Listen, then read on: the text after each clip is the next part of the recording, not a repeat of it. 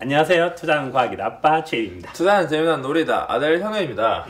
영상을 시작하기 앞서서 코스피가 다시 2070선에 도착하면서 투자가 다시 재미난 놀이가 되었습니다. 자, 이제 영상을 시작하면서 이게 중국이 패권 국가가 됐다는 게 이제 어제 오늘 일이 아니에요. 심지어 최근에 제가 어떤 얘기를 봤냐면 이게 세계 역학상 서울이 상하이의 부속 도시다라는 얘기까지 들으면서 이렇게 나는 이렇게 금융을 공부하는 사람으로서 상하이에 안 가볼 수가 없다가 되어서 가족이 3박 4일간 이렇게 푸동 와이탄을 다녀왔죠. 그렇지, 상해를 다녀왔지. 네. 아빠는 그 상하이 다니시면서 어떤 점이 제일 괜찮으셨나요? 그러니까 뭐 도시 전체적으로 기억이 남으시나요? 상해가 이제 역사가 하도 이제 오래된 그런 도시고, 네. 경제 중심지인 것처럼 이제 네. 그 역사라고 얘기를 하는 것들이 많이 보여주는 거지. 되게 스펙타클하고 되게 다이나믹하고. 그래서 유럽 역사는 이제 아주 오래된 역사가 있어서 뭐 교회라든지 성당이라든지 그다음에 박물관 같은 것들이 있어서 되게 차분한 그런 느낌을 주고, 그다음에 이제 미국 같은 데를 가면 이제 어마어마한 건물들 이렇게, 그다음에 이제 엄청난 차들 이걸 보게 되는데, 중국은 아시아 전체가 그렇지만 일단 인구 밀도가 되게 높고 되게 다이나믹한 그런 도시지.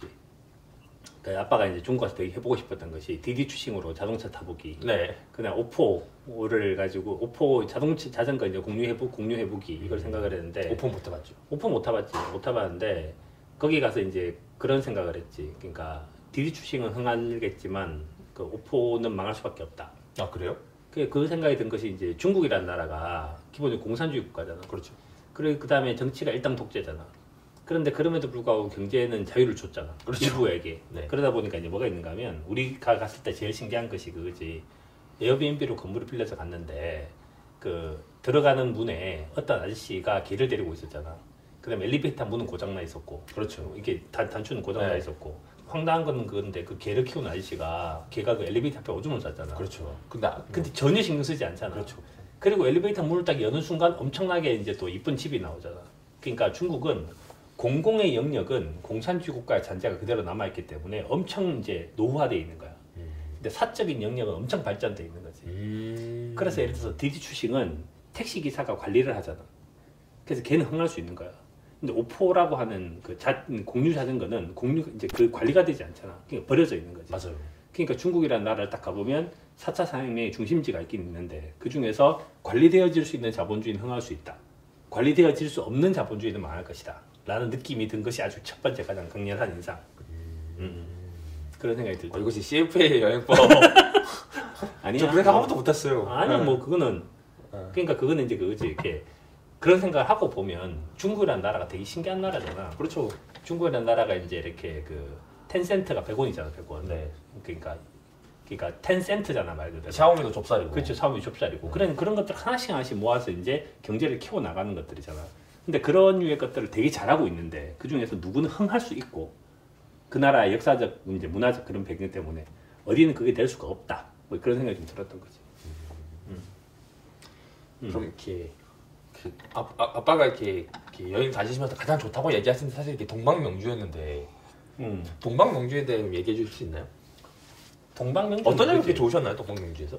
그러니까 이제 상해 가서 이제 복귀를 하면서 갔다 와서 이제 책을 읽고 이렇게 하면서 그러니까 중국의 우리가 상징지인 데를 세 군데를 갔잖아. 그렇죠. 중국의 이제 명나라를 대표하는 데가 예원이고, 그 다음에 이제 중국의 그 청나라부터 시작해서 중국이 이제 아편 전쟁으로 이제 박살날 때 하는 것이 와이탄이고, 그 다음에 중국의 미래, 현재와 미래를 보여주는 덩샤오핑 시대부터 미래까지 보여주는 동방명주였는데, 그 동방명주는 정말 대단했던 것 같아.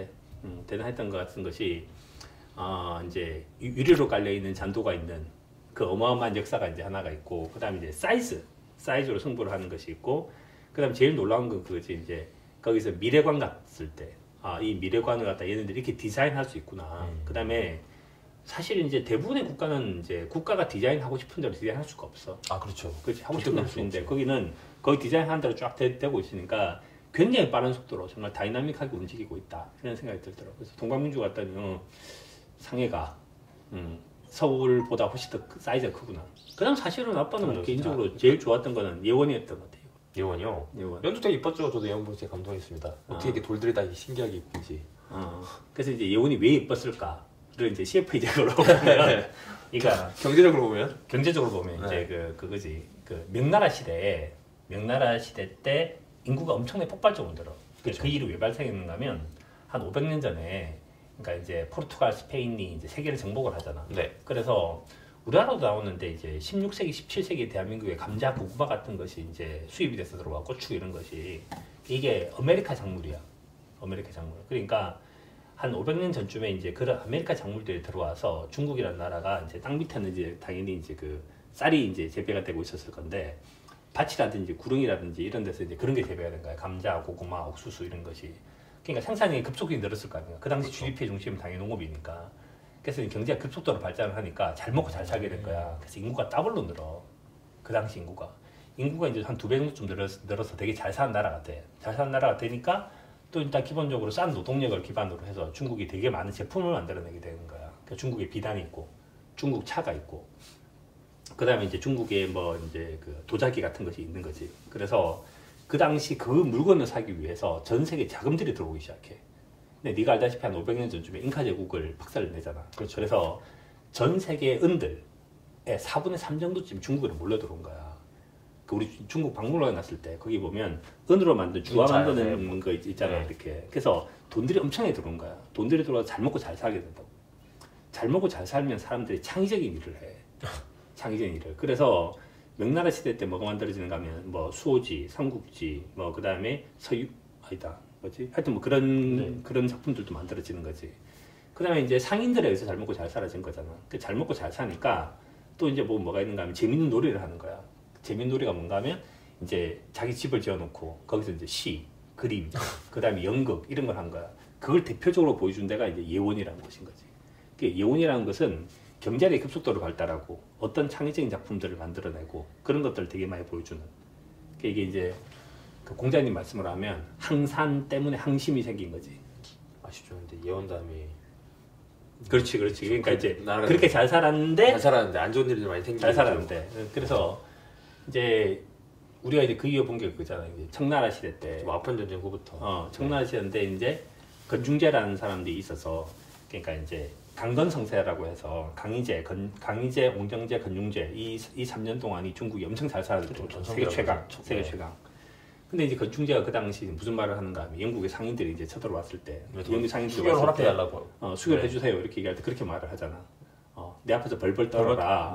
벌벌 떨려 내 명령에 복종하라. 그렇지, 내 명령에 복종하라. 근데 이제 그런 스피릿을 갖고 있으니까 영국이 봤을 때는 되게 기본적으로 자존심도 상하고. 그렇죠.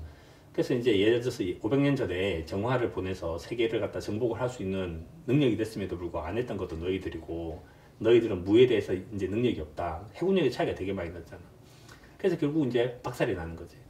박살이 나는데 그 박살을 내는 방법이 항상 영국은 인도를 2번을 끼었어. 그러니까 뭐가 있는가 하면 계속 무역 수지가 적자였거든. 무역 수지 적자였는데 이 적자를 흑자로 바꾸기 위해서 뭘 썼는가? 아편을 쓴 거지. 인도에서 만들어. 그렇지. 그래서 이제 근데 그 아편이라고 하는 것이 중국 애들이 봤을 때는 중국에서는 옛날에 이게 설사 치료를 하는 거였고, 근데 나중에 이제 뭐 정신이 뿅가게 만들었다. 그래서 이제 아편을 팔고 있는데 무역수 흑자를 내는 거지. 그럼 결국은 경제력이 박살이 나는 거야. 경제력이 박살이 나면 무기를 사올 돈이 없어져. 해군력도 없어지고, 그다음에 군대를 갖다가 이제 거느리지 못하게 되는 거지. 경제가 망가져. 경제가 망가지고 난 다음에 이제 드디어 무기가 들어오는 거지. 무기가 들어오니까 이제 박살이 난 거지. 근데 영국은 또 뭘 하는가 하면, 그러니까 경제학적으로 얘기를 하면 이런 BPS가 중요한 게 EPS가 중요하니까 수익을 낼 근원을 찾는 거야. 그럼 여기서 계속 수익을 내야 되는 거야. 수익을 내기 위해서 인도 세포이를 데려다가 거기 이제 있는 그 습지를 갖다가 이제 그 둑을 쌓는 거지. 둑을 쌓고 거기다가 건물 쫙 만들어 위해서 상업을 하는 거지. 그게 와이탄인 거지.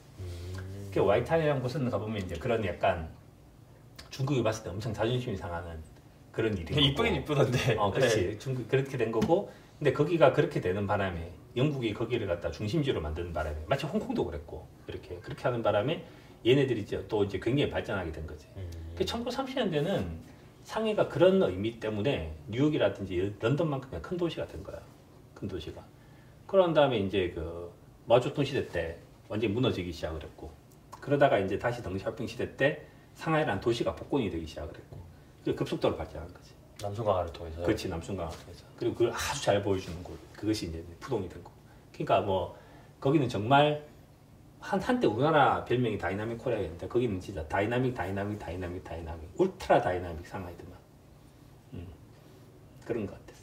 전 개인적으로 굉장히 인상 깊었던 게 아빠 동방명주의 꼭대기에서 이 건물들을 보시면서 중국의 경제 위기가 오면 상하이에 땅을 살 수 있겠다 얘기하시는 장면이 되게 인상 깊었어요. 그건 그거 같아요. 그러니까 아까 얘기했듯이 명나라가 잘 살았을 때가 자금의 융통이 되게 활발했을 때, 그렇죠. 경제가 발달했을 때.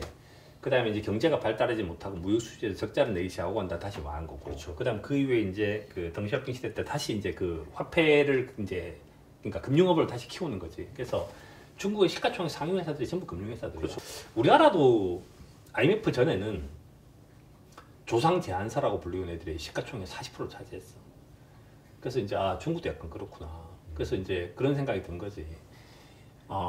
언젠가 관리가 안 되어질 때도 이제 올 것이고, 그러면 이제 상해 그런 일이 있을 수 있겠다. 뭐 그런 못된 생각 잠시 했지. 그렇죠. 그럴 수 있겠다. 그럼 마지막으로 상하이에 다녀오신 소감을 좀 말씀해 주시면 이렇게 한 줄 평식으로. 예전에 이제 그런 생각을 해본 적이 있었는데, 우리가 사농공상 이렇게 얘기하잖아. 그러니까 사가 제일 위에 있고 네. 공이 그 밑에 있고 이렇게 있는 거지. 근데 얘를 갖다 피라미드로 이렇게 생기면 생각을 하면 맞는 것 같아. 그러니까 상업이 발달하면 공업이 발달해. 옛날에 농업이었겠지만 산업이 발달하면 문화가 발달하게 되는 거지. 이렇게. 그래서 그 순서가 이제 맞지 않을까라는 생각을 해본 거지.